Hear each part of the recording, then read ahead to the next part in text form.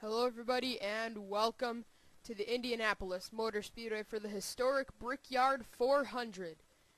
We are here for the Bass Pro Shops Cup Series Race 9 of Season 8. Coming into this race, Charles Jackson has a 10-point lead over Jeffrey Finge.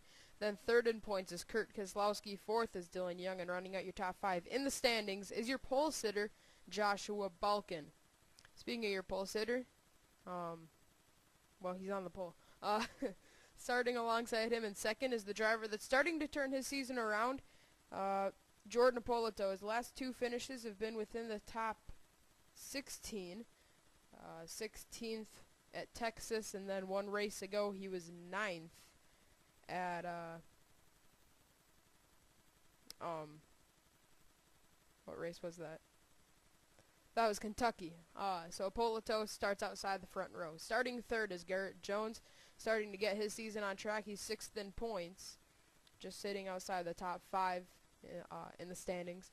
Fourth is Kurt Keselowski. He's third in points, and rounding out your top five is your point leader, Charles Jackson. So a lot of drivers, well, four of the first five drivers in the starting lineup are within the top six in points. So that just goes to show that these point leaders are very strong, and it looks like it's definitely showing here at Indianapolis. Then the other two drivers in the first three rows, Jordan Ippolito and Mason Wood, are 40th and 41st in points. So you're either a point leader or you're a point pretender, I guess you could say. So let's get the command to fire the engines in the historic Brickyard 400 in Season 8. Drivers, start their engines!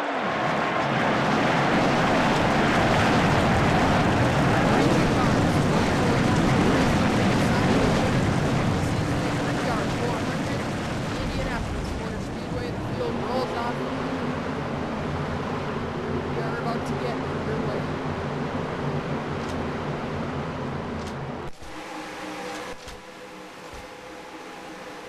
We are approaching the halfway point of this season. We've been talking about points lately, a little bit more than we did in the first few races, because obviously by every race we're getting closer and closer to the end of the season, but we're nearing halfway, and statistically you pretty much have to be within the top 15 or 20 in points after race 10 to go for the championship. A lot of championships have been decided by here in the Bass Pro Shops Cup Series. Season 1 doesn't really give us much information because we only had 3 races there, but we have been to Indianapolis as far as I can remember. I believe we've been here every single season in the Bass Pro Shops Cup Series. No season that I can remember that we weren't here. I know that we were here in Season 3. That's when Kyle Smith wrecked Greg Jones, as we're approaching that area of the racetrack where that happened. Season 4, that's when we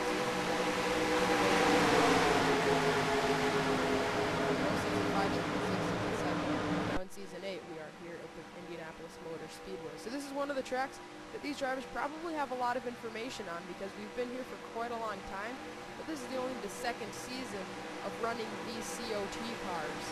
So really the drivers that raced here last year are probably going to have a pretty big advantage because they know how these cars handle. Then again, we had multiple practice sessions with these guys before the cars. As the cars come down the long front straightaway at Indianapolis, green flag waves, and we're underway in the Brickyard 400.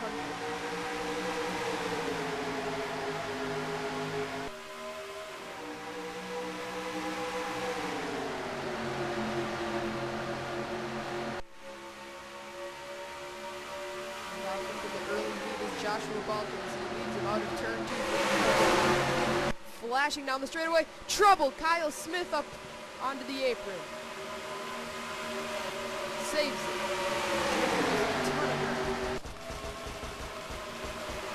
Charles Jackson under the pass for third on Garrett Jones. I don't expect this race to be green very long. Shows no trouble in the back. I knew that was going to happen. I was just about to say, history shows that usually we have a big crash on lap 1, and unfortunately, That's what happens, and it's Evan McLean. Eddie Jones, the two-time Brickyard 400 winners, torn up. Drew Austin with damage. Mitch Speed and Jacob Grant, Brandon Bain all look to be in it as well. Oh, deep in the field, that's your second place driver in points, Jeffrey Finge, the two-time champion, racing the Aurora, Colorado paint scheme. And get a look at what happened here to bring out the first caution of the race. Evan McLean and Eddie Jones look to get the worst out. Alright, well, here it is. We were talking about Jeffrey Finge just before that, and he's kind of at fault for this. He comes up, hits Evan McLean, turns him into Drew Austin, and then across the track into Eddie Jones. Then Eddie just gets clipped by the spinning Evan McLean, and he pounds the outside wall into Mitch Speed and Drew Austin. Sorry, Jacob Grant. I'm thinking last season cars. Drew Austin was in this crash, though, in the number 1 Bass Pro Shops Chevrolet. So the first lap crash tradition, basically, at Indianapolis continues, unfortunately, and it tears up quite a few good race cars. So let's get you back to the restart. When we restart it, we will be a quarter of the distance of the way through the Brickyard 400. Restarting on point is Joshua Balkin. Second is Jordan Polito. Third is Charles Jackson. Fourth is Sean Galligan. And running out your top 5 is Garrett Jones. Sixth is Richard Johnson. Seventh, Anthony Emery. Eighth is Sean Henley. Ninth, Kurt Keselowski. And 10th is Mason Wood. But I just remembered, the driver at the front of the field, Joshua Balkin, he won the first 2 races of the season. He sits 5th in points. Hasn't been making much noise lately, but he did have a 5th place run 2 races ago at Pocono. And then he had a 13th place finish at Texas. So he's had some decent runs lately. 1 race ago at Kentucky, he had a DNF after a huge crash on the first stretch. So a lot of drivers, and that's what happened to William Duncan over on the roof. William is okay. Oh, also, Joshua Balkin's teammate, Julie Stewart, is on probation after her actions from last week, causing that big wreck. And then late in the race, she held up some of the leaders. So that definitely didn't help out the fact that she was probably going to be set on probation anyway. Chris Summers is back there sporting that retro Jimmy Johnson 2006 paint scheme. So, the leader is Joshua Balkin. Comes down the long front straightaway, waiting on the green flag, and there it is. Green flag back in the air. We're racing once again. Lap 6 of 24, a quarter of the way through the distance of this race.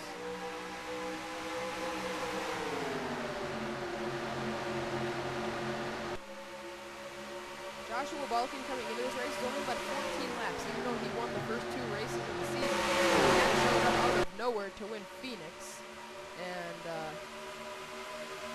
Daytona, pretty much every winner at Daytona just kind of shows up. I'll tell you what, Jordan Polito is not Joshua Balkin. Relax here.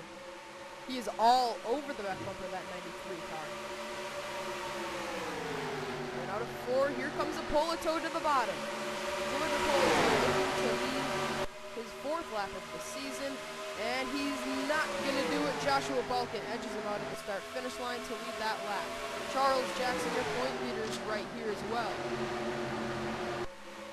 Now this could be a extra bonus point if Charles could get the lead away from Polito, but he's right on the corner there. Caution is out. Caution is out. They're racing back to the start-finish line. And Charles Jackson is trying to wrestle the lead away from Jordan Polito.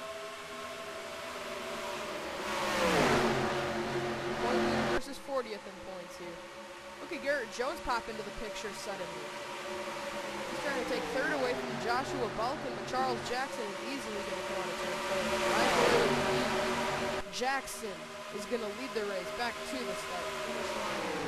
Let's see who's all involved in this crash. Ooh, William Duncan flipped over last week. He has another tough break. David Rochester, last in points, is torn up. John Dillon is wrecked. Courtney Simpson is in it. Jacob Grant, Drew Austin, Dion Scott. Mitch Speed may have been involved in it again. He might just be off the pace from his other crash on lap 1. So the caution is out for the 2nd time at Indianapolis. Let's get a look at what happened to put us under this this second caution. All right, well this, whoa, David Rochester was over on his lid. But this wreck just occurred in so many different ways. All right, so Rochester flips. Okay, then Courtney Simpson and Jacob Stumpf spin. Then they come back up onto the racetrack. A hard impact into the outside wall for all three of those guys. Then Julie Stewart just misses it. Then William Duncan clobbers Dion. And then Drew Austin comes in and hits him. And Evan McLean just sneaks through it. But then Jacob Grant hits him, and Mitch Speed threads the needle. Alright, so that's what happened there. Now, that's not the only crash. Further back, it was John Dillon getting spun in a separate incident. Who was that part? Oh, wait. I said, yeah, Seth Cole, I think. Or not. No, he runs in the back of Courtney Simpson. Okay, so that incident. Huge contact by a lot of these other drivers. Okay, so, okay, yeah, 22. That was his incident. Yeah, he and, no. Then who was that separate incident? I'm pretty sure it was down in turn 1 this all happened. Yeah, because there was a crash down here in turn 1.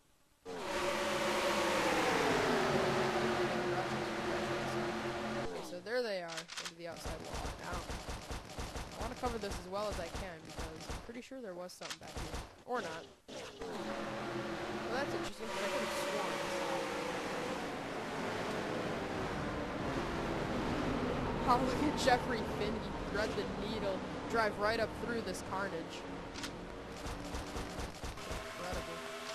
Alright, so Jordan Polito ended up winning the race back to the start-finish line, but a caution that I thought was a few different. Let's get you back to the restart. Polito is out front.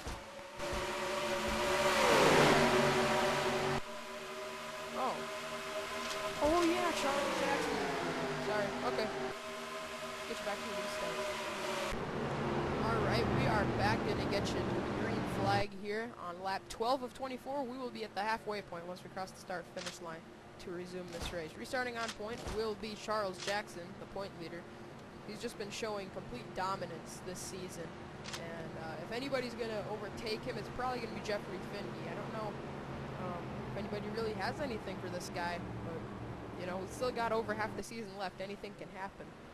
But it's going to be tough to knock Charles Jackson off the top spot. So Charles is your leader. Jordan Polito is second. Third, Joshua Balkin is fourth is Garrett Jones. Fifth is Sean Gallagher. Sixth is Kirk Kozlowski. Seventh is Andrew Schwartz. Eighth, Zach Buchanan. Ninth, Richard Johnson. And 10th is Mason Wood. So another one of your championship contenders is Kurt Keselowski. I know it's early to be saying championship contenders because we're not halfway yet, but one of your point contenders, I should say. Right now in the 6th spot. Check on Jeffrey Finney quick. 26th.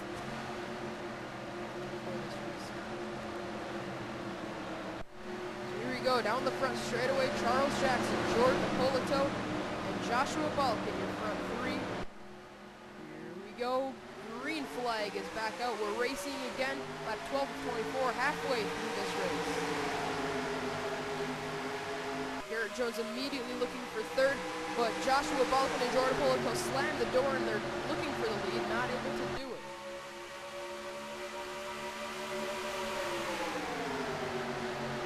Looking for Charles Jackson for the lead, nearly gets into him as they come out of turn 2. The best area to make a pass is turn 3, and that's what Joshua Balkin already knows from his 3 seasons.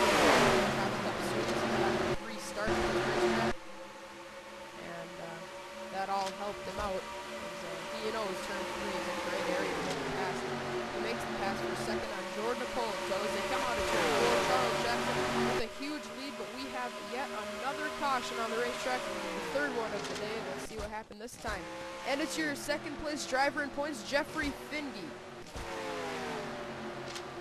Mitch Speed looks to be in it, but I think it may have only been Jeffrey Finney getting involved here in the third caution of the day. I don't see any damage on the 78, so I don't know if he just had a really bad restart or what, but think it was Jeffrey Finn. He probably went for a spin and just didn't sustain any damage. So let's get a look at what happened to bring out the third caution of this race. And indeed it was Jeffrey Finge. Here's what happened. Up the track went the 78. He was trying to avoid the wall because Piet was all over the place in front of him. And when he tried to avoid it, Brandon Bain just got into him, and Matthew McMurray was there too. But that's the best area to go for a spin because there is quite a bit of room that you're probably not going to hit the inside wall. Of course, we did see a huge crash here back in Season 3. We mentioned it earlier with Kyle Smith and Greg Jones getting into each other. But Jeffrey Finge goes for a simple spin. The two-time champ is going to have to rebound from this one. So let's get you back to the restart as his championship rival, Charles Jackson, is out front. Charles Jackson, your point leader, is out front here at Indianapolis. He has led 9 laps up to this point in this race, and now that's his 17th lap led of the year, and he's going to lead us to the restart on lap 17 of 24. We're getting down to the end of this race, and it'll be interesting to see how this one plays out. Restarting second will be Joshua Balkin. Third is Jordan Polito. Fourth will be Garrett Jones, and rounding out your top 5 will be Sean Gallagher. Sixth is Kurt Kozlowski. Seventh, Zach Buchanan. Eighth, Richard Johnson. Ninth, Andrew Schwartz, and 10th will be Sean Henley. Remember Kyle Smith? He nearly got wrecked on the first lap. He easily could have wrecked and finished last. He's rebounded. He's right now running in the 12th spot. Remember Kyle won earlier this season at Auto Club, right now 26th in points. He's been hanging around the top 10, top 15. Because he's had a few tough races in a row and has shuffled him back. He's had 2 finishes outside the top 30 in the last 3 races. Set him back. Actually, he's had a 30th place finish and then a 38th place finish. But other than that, he's had a pretty solid season. Led 4 laps, and those were all at Auto Club. But if anybody's going to beat Charles Jackson in this race, it's probably going to have to come from either Joshua Balkin, Jordan Polito, or Garrett Jones. It's so hard to pass here that I think it's going to have to be one of the other 3 drivers that are close enough to Charles Jackson to win this race. As they come onto the front straightaway, Charles Jackson going to lead us back to the green flag on lap 17 of 24. There's 8 laps of racing to go. Green flag goes in the air, and a great restart. He jumps the restart by 3 car lengths over Joshua Balkin. EPRL officials have immediately contacted the spotter and crew chief of Charles Jackson, warning him that doing that again could get him a penalty. As they come onto the backstretch, Kurt Kozlowski looking for 5th, trying to get that away from Sean Gallagher. Isn't able to do it as Garrett Jones now tucks underneath Jordan Polito, trying to take that 3rd spot. And remember, turn 3 is to make a pass. Experience of Garrett Jones is going to help him out, trying to set up a Polito to make that pass.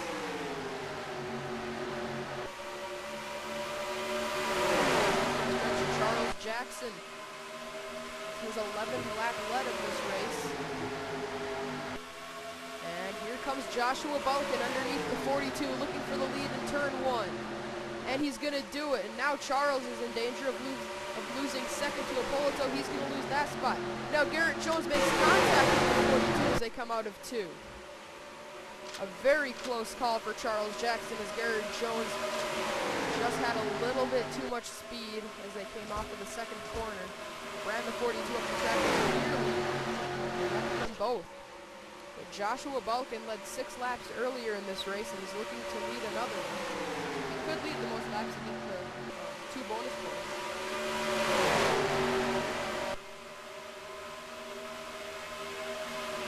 Start finish line. That will be the 7th lap led for Joshua Balkin. 6 laps of racing to go, by the way, as Richard Johnson is now trying to make a pass on Kurt Kozlowski for 5th.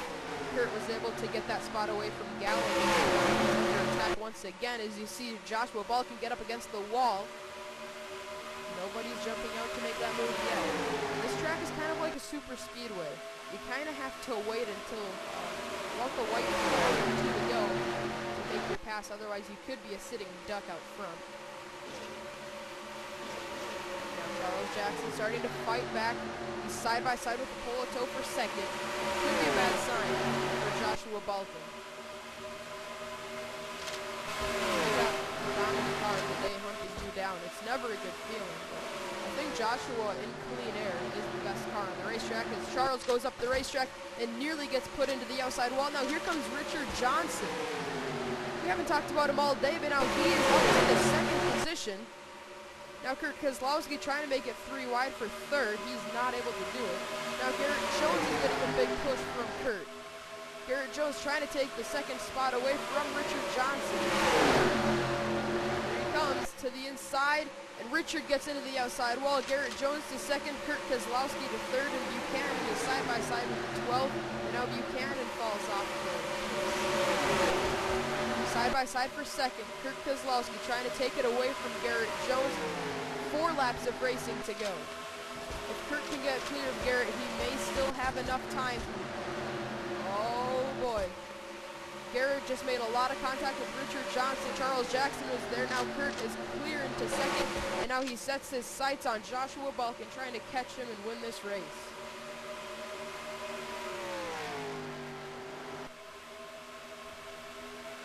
As he comes through turns 3 and 4. We're going to take a look at the lap times once they cross the start-finish line, because last time around Kurt was battling some pretty heavy traffic. We're going to see who has the better car in this battle. You got to remember, catching the leader is one thing, passing him is a completely different task. So Joshua crosses the line. We're going to wait for the official scoring. So it was a 46, 91, 91.5. Ooh. Wow, he was 4/10 quicker. Kurt Keselowski 4/10 quicker than Joshua Balkin. He is hunting him down in a hurry. 3 laps to go. If he keeps up that pace, he will win this race. He's actually ducking out, trying to get it in 3, not able to do it. But now he is within a car length of the lead in 3 and 4. He's got to make the move quick, because if there's a caution, it's going to be over. Joshua down the front stretch. 2 laps to go, and he has to hold off the driver that has been in every single Bass Pro Shops Cup Series race. Kurt Keselowski is all over the back bumper of Balkin. Oh, Balkin slips. He's into the wall. Kurt Keselowski hits him. The 2 leaders are around. Hard into the outside wall. The front 4 are taken out. Jordan Napolitano now your new leader. And a hard hit by Joshua Balkin. Andrew Schwartz now looking for the lead.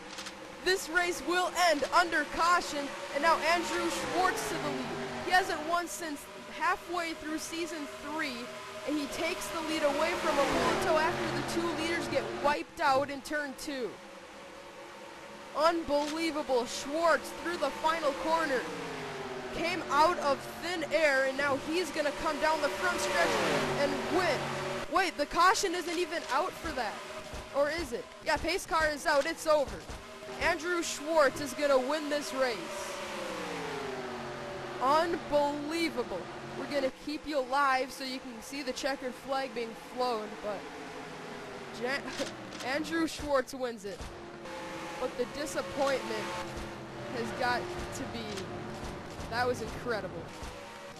Incredible. Joshua Balkin and Kurt Keselowski. Joshua overdrove turn 1, hit the outside wall, came across off the nose of Kurt Keselowski, and the 2 leaders got taken out. Jeffrey Finge on pit lane, Chris Summers, Evan McLean. But Andrew Schwartz, Jordan Napolitano, and out of nowhere, Connor Breton is going to finish 3rd. Out of nowhere, Carter Keselowski is going to finish 5th. Zach Buchanan 6th, Kyle Smith 7th, Sean Henley 8th, Ethan Roberts 9th, and Julie Stewart 10th. I swear half of those drivers, maybe even over half those drivers, we never talked about in this race. We were so focused on that battle for the lead, but then once Joshua got into the outside wall, there was nowhere for Kurt to go. As they come out of turn number 4, Schwartz. It's been well over 150, it's been about 150 races, I should say, since Schwartz last went to victory lane, but the checkered flag will fly at Indianapolis, and Andrew Schwartz for Tommy Baldwin is going to win the historic Brickyard 400 for the first time in his career. Schwartz wins it at Indianapolis. What an unbelievable finish to this race. Kurt Keselowski was able to finish on the lead lap, but it's still not going to be the finish that he was looking for, because he was in contention to win this race and really gain some points on the championship contenders. Kurt's going to wind up finishing in the 18th position. So let's get a look at what happened for this incredible finish. And also, Charles Jackson was in at your point leader. Alright, well, here's what happened to end this race. Joshua Bulk and Kurt Kozlowski racing hard for the win at the end of this race. And unfortunately, things go bad when these guys race this hard. And you see the 93 sideways, and Kurt Kozlowski is trying to jump on that opportunity. But Joshua gets into the outside wall, comes across off of the nose of Kurt Kozlowski. Kurt gets into him, and they both spin out. Then Richard Johnson and Charles Jackson are trying to get around it on the outside, but as Kurt and Joshua spin back up the track, it pins the 12 into the outside wall. Then your point leader, Charles Jackson, he gets taken out. Ippolito is sideways trying to avoid it, and he lost his momentum because of how sideways that 99 was. And Andrew Schwartz was able to take it away from Jordan Ippolito, and he ended up winning the race. But then eventually a lot more contact was made back here. Tyler Chance, I know he was all torn up. But it was a very hard impact right here into the outside wall. And then when he comes back across, he spins down the banking, and he's going to get clobbered by Tyler Chance. 93 goes sideways, spins around, back down the banking, and then gets hit again by Brandon Bain. Sean Galligan tries to go up through the middle, but then he hits Brandon. Robert Piet was in this as well as, whoa, Matthew McMurray was all sorts of sideways. Somehow is able to get it off into the grass and keep that car going. But I still have no clue. Oh, over on his lid was Joshua Balkin after a big hit from Evan McLean. Oh, Robert Piet was set up on driver's door, but then when McLean hit him, it launched the 43 into the side of Balkin. And believe it or not, this is going to be Robert Piet's first DNF of the season. 17th in points, no top 5s, no top 10s, no DNFs, no pulls, no wins. But he still had a solid season. Obviously, no DNFs helps him out. But Tyler Chance was in it, the Kentucky winner. But an unbelievable finish to this race is gonna allow Andrew Schwartz to end up in victory lane. Let's get a look at your finishing results.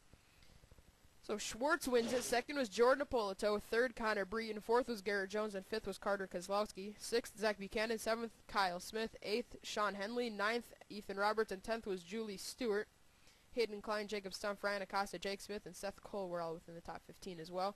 Mason Wood, a driver that has had a tough season, 41st in points coming into this race, a 16th place. That's going to help him out. It's definitely not going to launch him up a few spots in points or anything, but 16th is solid. But Kurt Kozlowski, that's got to be the biggest heartbreaker of the year, along with Joshua Bulk. And Joshua led so many laps in this race, and unfortunately wasn't able to end up in victory lane. Yeah, he led 11 laps, and Andrew Schwartz led the last 2. I believe. Wait, no. Yeah, he led the last 2 because they raced back to the line to take the white flag, and then he led him back to the checkered. So that's going to be scored as 2 laps led for Andrew Schwartz. Those were his only 2 laps led of the season, to my understanding. Yeah, Andrew Schwartz is only 2 laps led of the season with the last 2 of the Indianapolis race. Tyler Chance, 20th. Okay, so now Jeffrey Finge had a really bad run, and then Charles Jackson was up front dominating the race, but it ended up swinging over to Jeffrey Finge gaining 1 point. Charles is going to get 2 bonus points for tying for leading the most laps, so it's basically equivalent to him finishing 25th. So the 2 championship contenders actually are going to lose points to Kurt Kozlowski, but what could have been if Kurt would have been able to win this race? Eddie Jones, that's his 3rd last place finish of the season. It's been horrible for Eddie, 37th in the standings. Looks like his season might be over before we're even halfway through it. Dylan Young, remember he had a win, 3rd, 2nd, and then last week at Kentucky a 31st, now a 41st. So some tough breaks lately for Dylan Young after having 4 top 3 finishes in a row, including 2 wins. Drew Austin, William Duncan, Courtney Simpson, David Rochester, Dion Scott, all these drivers back here with some pretty difficult runs today. So, in the meantime, congratulations to Andrew Schwartz. It's been a long time coming for that 36 team, and he's finally going to get back to victory lane, first time since season 3. Congratulations to the 36, and we will see you at Talladega Superspeedway.